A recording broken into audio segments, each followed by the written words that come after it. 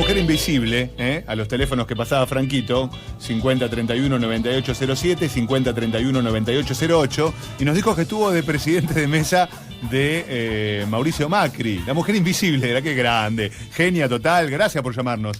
Todo un señor, un caballero. Bueno, queremos hablar con vos. Sos la mujer invisible que no tiene nombre, pero te podemos escuchar. O sea que llamanos y después nos contás más. Y Jimena toma nota y de todo. Obviamente, un caballero diplomado, ingeniero. Es más, el colegio donde él fue egresado, me sale Newton, pero no es Newton. No. Newman, Newman. el cardenal Newman, al leoncito, que es su escudo, ahora le pusieron una corona. Arriba, ¿no? Porque fue su primer presidente. Pero estamos comunicados con un analista de la realidad desde el punto de vista humano y queremos saber su opinión sobre este nuevo presidente que él, desde hace mucho tiempo, observando la realidad, mirándola desde adentro como periodista, además que lo venía anunciando que este cambio se iba a dar. Muchos le decían que era un loco, que se jugaba por un lado, y él lo siguió manteniendo con el tiempo y queremos su opinión. Se trata de Guillermo García Arias. Yo lo presento además como un amigo. Guillermo, ¿cómo te va? Adrián Filinich. Adrián, un gran gusto, un gran abrazo para todos. Bueno, repercusiones sobre este nuevo cambio de paradigma después de 12 años en el gobierno. Tenemos un nuevo signo político al frente que ya está cambiando la economía con 6 ministros y un ministro de Hacienda, que tiene un jefe de gabinete que es Marcos Peña. Está cambiando desde el nombre para abajo. Sí, mira, yo no recuerdo, yo tengo 61 años, yo no recuerdo un inicio de una gestión que todavía no se inició, pero un inicio de un esbozo de gobierno con tanta planificación y tanta previsión como lo poco que nos está mostrando Macri, que es muchísimo, porque si bien los inicios de Alfonsín, los inicios de Menem, la cantidad de ministros de Economía que cambiaron, sí. La improvisación permanente, tanto Néstor Kirchner como Cristina, acá casi 20 días antes de tomar el poder, ya se están dando mensajes que tienden a generar confianza en la Argentina, que es la base para cualquier proyecto. Entonces, en apenas 48 horas ha habido un cambio de mirar la realidad, un cambio de manera de mirar la realidad que es realmente increíble, muy distinta a la manera en que se venía gestionando de la mano de Cristina Kirchner a lo que nos empieza a mostrar Mauricio Macri, quien ya demostró en la capital su manera de gestionar, ¿no?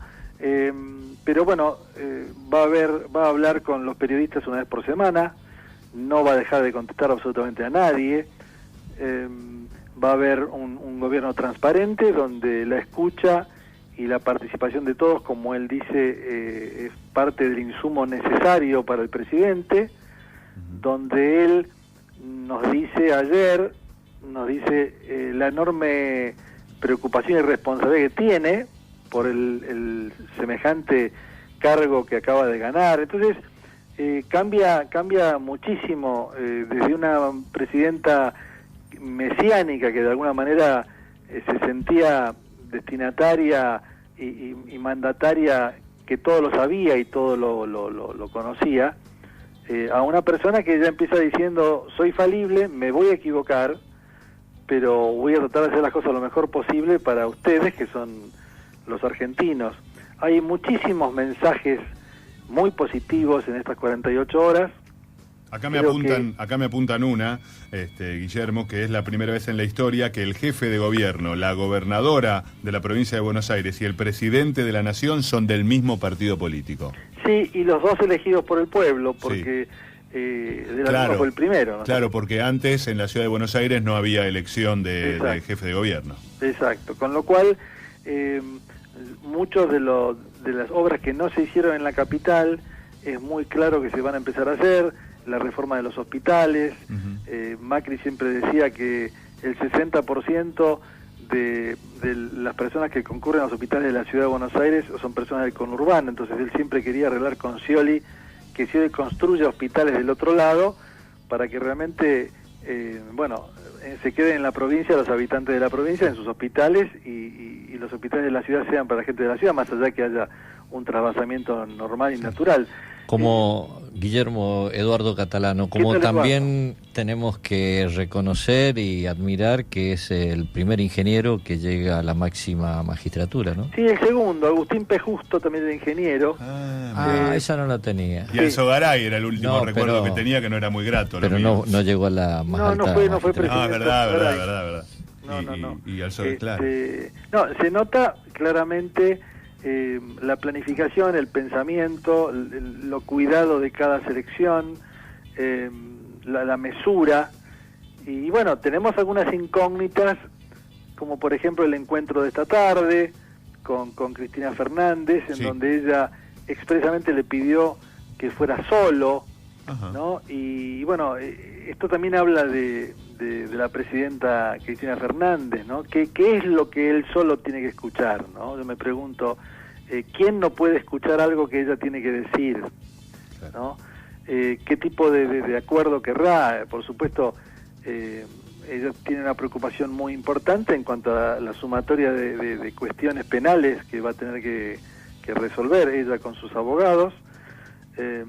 Macri tiene por delante escollos menores que son la salida de Gilles Carbó, la salida del presidente del Banco Central y de Sabatella. No sabemos si eso va a estar dentro de la negociación. También se dice que hubo una negociación el domingo por el tema de los números. No sé si lo escuchaste hablar esto, Adrián. Sí, que de los números de la elección, que sobre el final se habían acortado bastante la diferencia entre Scioli y Macri. Más veloz de lo que corresponde. Claro, la gran pregunta es, ¿por qué a las 6 de la tarde había un clima de velorio en el Frente para la Victoria y un clima de euforia en Cambiemos si el resultado iba a ser 2 puntos o 2 puntos y algo? Claro. Indudablemente que es un resultado para esperar a las 10:30 de la noche, ¿no es cierto? Cualquiera de los dos contendientes. Para no festejar, claro, tal cual. De 2 puntos. Sí. Entonces está claro que algo raro hubo, parecería un dibujo esos números finales. Pero bueno, está claro que Macri tendrá que negociar, siempre su gobierno va a ser un gobierno de negociación. Claro, porque tiene la Cámara de Diputados y de Senadores completamente dispar. En contra, en senadores sí no va a tener mayoría para nada y en diputados va a tener una bancada bastante difícil, pero bueno, él también decía que estaba acostumbrado a hacerlo desde la legislatura porteña, que nunca tuvo una mayoría amplia en términos numéricos de diputados. Y esta negociación va a ser fuerte también. Lo que yo te quería preguntar, que en algún momento nos has dado tu opinión, es sobre el cambio con respecto a Venezuela, porque ahora Brasil también se está haciendo eco del pedido de Macri por suspender a Venezuela del Mercosur, y sé que vos también tenés una visión propia. Claro, también. Digamos, son cuestiones que cuando las enumeramos nos sorprendemos, pero son sumatorias de cuestiones básicas y lógicas de un país normal.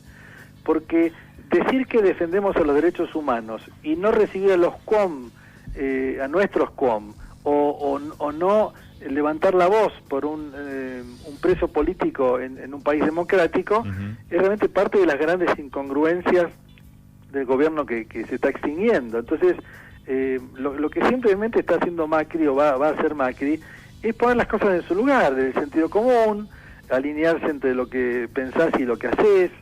Entonces creo que va a poner la Argentina en condiciones de poder negociar y comprar y vender productos con todo el mundo, porque si estamos peleados nadie te va a comprar y nadie te va a vender. Entonces lo que él necesita, tener un flujo muy aceitado para que las exportaciones argentinas puedan crecer fuertemente, que puedan llegar los insumos que la Argentina necesita sin cepo, que las empresas que se vengan a instalar en el país puedan girar sus royalties libremente, como pasa en todo el mundo libre. Entonces, simplemente lo que va a hacer Macri, más que un gobierno revolucionario, poner las cosas dentro del sentido común, para la Argentina de hoy, después de 12 años de kirchnerismo, es como una revolución, porque volver a mandar a la prefectura a los ríos, en lugar de que la prefectura custodie los autos. Se ríe Eduardo. Mandar a la gendarmería a las fronteras, en lugar de que la gendarmería custodie los autos de la ciudad de Buenos Aires. Son tantas cosas a las que nos acostumbramos y que simplemente lo que hay que hacer es poner la casa en orden, nada más. Yo lo escuchaba... Y liberar las fuerzas productivas para que el argentino tenga un horizonte muy, muy claro para saber que no le van a cambiar las reglas de juego, que no es que vamos a traer una mercadería que en el medio del buque cuando está viniendo tengo que pagar más impuestos o más tasas. O no lo puedo bajar del barco por eso, sí. Yo lo escuchaba y me entusiasmaba con esto de que no haya revanchismo, que no haya un espíritu de venganza, porque muchas veces somos los argentinos, acá los tengo ustedes para asesorarme y decirme la verdad o lo que opinan. Muchas veces pasamos de en lo laboral siempre tiene la razón el empleado, o le haces un juicio a tu jefe y siempre se lo ganás, y en la época de los 90 el empleado te tomaba por un mes, por 3 meses, un año y te largaba. O sea, somos muy cíclicos en ese sentido, y me parece que lo que dijo Mauricio es, bueno, no vamos a dar un giro de 180 grados en todos los temas. No somos una manga que venimos a hacerle mal al país. Él tiene la gran vocación de no cometer ninguno de los errores que se cometieron antes. Por ejemplo, ya hay gente que le propuso cambiarle el nombre al Centro Cultural Néstor Kirchner y él dijo que de ninguna manera. Él no quiere generar ninguna hipótesis de conflicto nueva, que es un poco patrimonio de Cristina Fernández, generar conflicto tras conflicto. Él quiere acallar los conflictos anteriores y no generar nuevos. Claro. Acá vemos, por ejemplo, actitudes me llamó la atención un poco la actitud de Facundo Moyano, que dijo hoy que si hay ajuste vamos a salir a la calle, y creo que no ayuda para nada un dirigente que diga esto a 48 horas de una elección. Es verdad, y me hace... Más ¿sabes qué, Adrián? Sí, cuando es muy claro que los ajustes no son responsabilidad del que lo hace. Ajá. Los ajustes son responsabilidad del que se va. Claro. El que lo hace es el que no tiene más remedio que hacerlo. Me hace recordar a los 13 paros generales de Saúl Ubaldini en contra de Alfonsín, ¿no? No caigamos en eso otra vez. Ya vivimos que no tiene salida, no es positivo que un gobierno le paren 13 veces el gobierno, el país, por culpa de los sindicalistas de turno, que siguen en el lugar, como Barrio Nuevo, como Moyano, como Ubaldini, como Daer, como los de la CGT, las 62 organizaciones, siguen en el Amadeo Yenta, siguen en el mismo lugar. O sea, no es algo democrático, y si es democrático, por lo menos permíteme desconfiar de esa parte democrática de los sindicatos. Sí, yo creo que la Argentina está esperando mesura, y cualquiera que quiera sacar los pies del plato no va a ser bien visto por la ciudadanía. Creo que más allá de haber votado a Scioli o a Macri, el argentino está muy cansado de luchas, y creo que las voces, así como la de Facundo Moyano, son temerarias. Sí. Y marcan, no sé, querer sentar una posición, pero no, hoy por lo menos creo que se va a ir extinguiendo esa manera de confrontación. Guillermo, tu opinión sobre el fugaz exposición que hizo Massa entre las 19 y las 20 del domingo pasado. Massa de alguna manera está queriendo ponerse el traje de estadista, queriendo demostrar grandeza, porque de alguna manera, luego de haber competido, ponerse al servicio del presidente y de la estabilidad y de la gobernabilidad, está demostrando más de lo que venía diciendo, que un tipo mesurado, un hombre proponiendo república, nada de impunidad, nada de corrupción, y independencia de poderes, y me parece que sumó para su construcción futura, picó en punta, yo diría, dentro de lo que sería el futuro del peronismo. Massa está posicionado en la parte de arriba de la pirámide del futuro peronismo. Claro. De la Sota también. Fue positivo. De la Sota también lo sumamos a ese grupo, con por supuesto, 70% en Córdoba, Macrilandia lo llamaban a Córdoba. Y mirá, ahí Macri... Se dio la diferencia con 700.000 votos, sacó de diferencia ahí. Bueno, Guillermo, te agradecemos por este comentario, te esperamos acá en el estudio, para compartir. Nos debemos una charla nosotros. Te estoy esperando. Gracias, genio, gracias por tus palabras. Gran abrazo. Y por tener en cuenta siempre al otro. Un fuerte abrazo. Guillermo García Arias compartió esta tribuna de diálogo y reflexión. Luego, al retorno de esta breve pausa, te voy a comentar una preocupación que tengo desde el domingo. Te veo preocupado. Muy preocupado. ¿Qué te pasa? Contame, vení.